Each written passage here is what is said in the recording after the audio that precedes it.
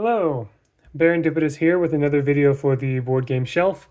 And here is a game hot off the press, honestly. This is pretty brand new as of the recording of this video anyway. I always put the date of recording in the description if you want to know about that. But this is Gloomhaven Buttons and Bugs. This is, as you can see, it's an incredibly miniature Gloomhaven. I actually brought original Gloomhaven for comparison. Ugh. I mean, you can also watch the Gloomhaven videos if you'd like in this channel. But here we go. This is the original Gloomhaven. All right. I better raise this up a bit so you can actually see it. There it is. This is the original Gloomhaven box. Very, very thick. It's probably hard to tell the full size and everything. And Buttons and Bugs is absolutely tiny next to this. It is actually, I think, pretty much the same proportions.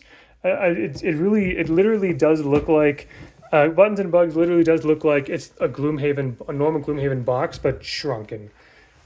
And that's actually perfect because that's pretty much the premise of the little adventure that's in here. This is, I've heard people say, Honey, I Shrunk the Mercenaries, whatever, blah, blah, blah. But that's pretty much what this is. And man, I love it. The packaging is fantastic. But yeah, this is, what was I going to say? I also love the story behind how this got made as well. So, during the pandemic, like in 2020, somewhere around there, this guy named Joe Kipfel, this guy named Joe Kipfel created a small version of Gloomhaven called Gloomholden. He called it that because it basically he liked creating small versions of games in like 18 cards or something like that. So imagine you have like about 18 cards ish or whatever, and the way he had it was that the scenario, like, you could basically play Gloomhaven entirely with just one hand and use your other hand to like manipulate the cards. If I remember correctly, he had it's been a little while, but like he had some cards pointing out like this. It had this whole system where like different parts of cards would stick out and stuff, and there'd even be like a map that you would kind of like stick in kind of like this and move the map around with the little arrow in the end to kind of show what space you're in and everything. I think you'd even like have like your hit points back here or something like that. You'd basically be playing Gloomhaven with all your information, like the map and your various like items and cards and health and everything you need just right in here. And that's it.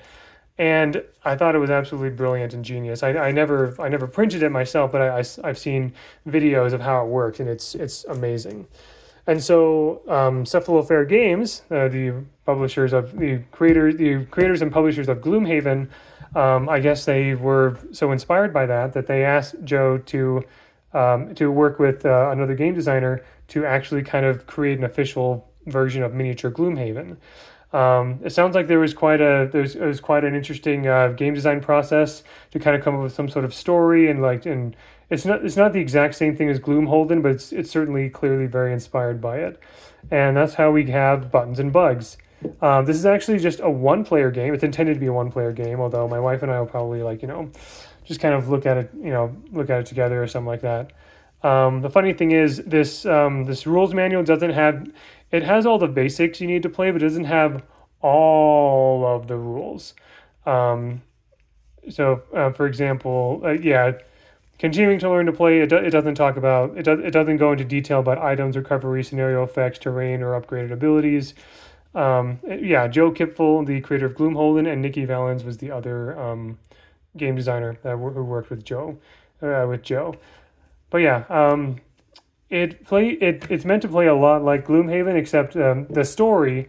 The reason why it's called Buttons and Bugs is that the story is that you are a mercenary in Gloomhaven. In fact, you are one of the 6 starting classes in Gloomhaven, which is the Bruiser. It used to be called the Brute, but it's now called the Bruiser. The Bruiser, the the Silent Knife, which used to be called the Scoundrel, the Tinkerer, Spellweaver, Craighart, and Mind Thief. So you're one of those 6 mercenaries, and these are the miniatures for it. You can see like they are absolutely tiny. And you so there's a character in the world of Gloomhaven named Hail, Hail. She's this she kind of wants to be left alone, but she knows she's very proficient with magic. And when you go into her house, I guess the idea is that you set off a trap, and you basically get shrunken down, and then now you have to try to find a way to get back to your normal size. So that's what this is. You are essentially shrunken down due to a trap, and you have to deal with all the other creatures and everything inside Hale's house that is also shrunken down. And I guess there's an actual there's like a civilization or something. From looking at the cover, I assume. I don't know anything about the story beyond what I just said. But yeah, so no spoilers here because I haven't started the campaign yet, but I plan to do so very soon. These are the character cards. Yeah, Craighart, Bruiser, Spellweaver, Tinkerer, Mind Thief, and Silent Knife. Just like there were, a lot of similarities with Gloomhaven. You can go up to level 5 in this little campaign. You put your active cards there, discarded, lost, and your items and such. Information about the various character classes and their items and stuff. Essentially, your scenarios, you have a scenario deck here. I'm not really going to look through them here, but this is all of the scenarios and all of the maps right in here. So there's like some story there, and this would be the first scenario map right here. You just you put your miniature where you say you start right there. You use these cubes over here to represent various enemies. Oh, sorry, I bumped against the wall there. And you move around and things like that. So I think it's really great that this is basically the whole campaign just right here. I love it when you can just hold a whole game in your hand essentially, and it's fabulous. So while you're playing a scenario, how does it work exactly? So in normal, like the Gloomhaven system, there's a couple of special things about it. Number one, each of your cards, as an example, here's some I think these are Silent Knife cards. You have these cards here. They have a top half and a bottom half, a top action and a bottom action. Essentially, every turn you're going to choose 2 cards, and you're going to play the top action of one of them and the bottom action of another one.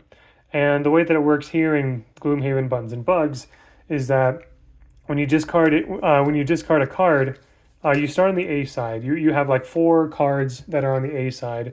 When you discard a card, and it goes back in your hand, then it goes to the B side. And then after you use that, then it gets lost. You can also lose cards earlier and things like that as well.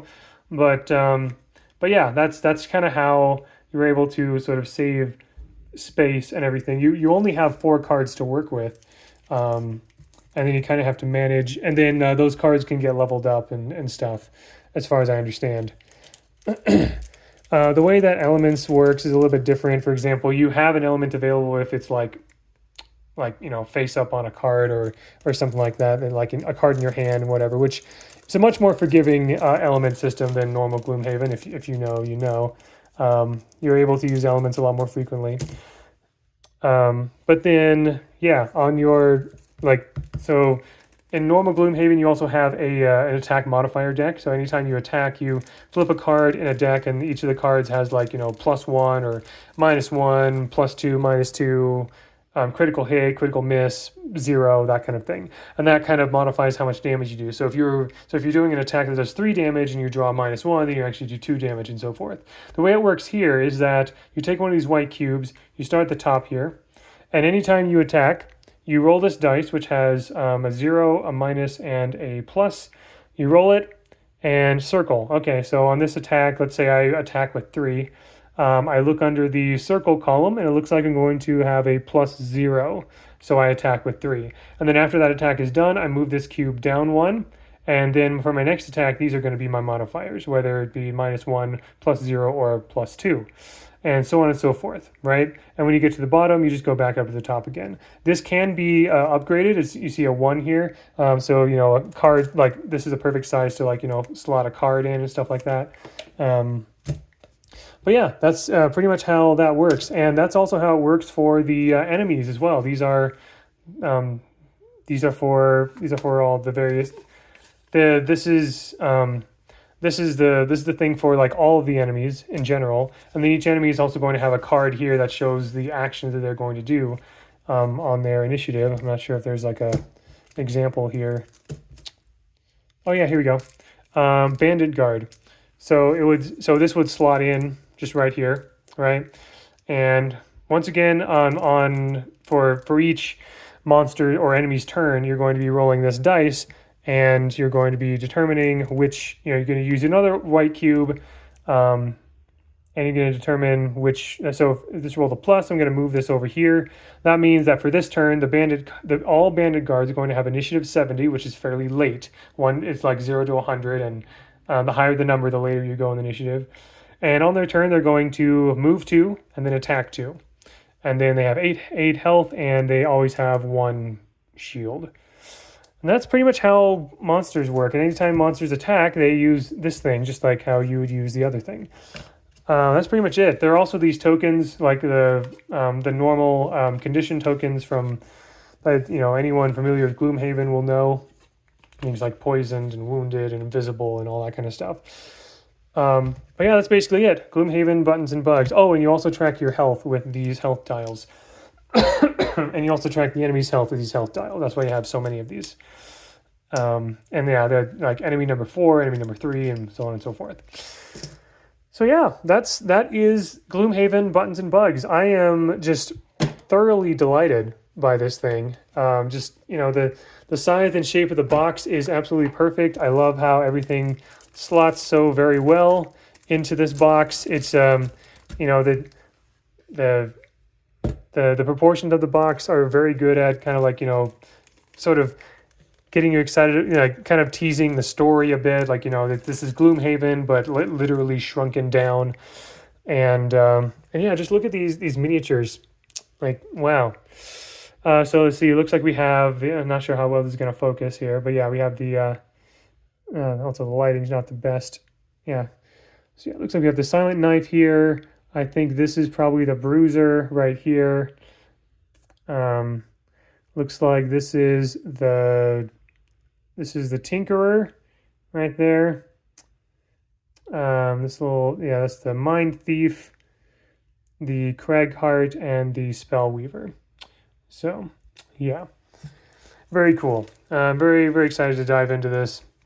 And add this to our growing collection of Gloomhaven stuff. There's we got my wife and I got this version of Gloomhaven from not a Kickstarter, a crowdfunding campaign that Cephalofair Games did last year on BackerKit. It was this huge like Gloomhaven like festival essentially, where there was like reprints of their previous games. There's like a full new edition of original Gloomhaven, a Gloomhaven tabletop RPG and stuff like that.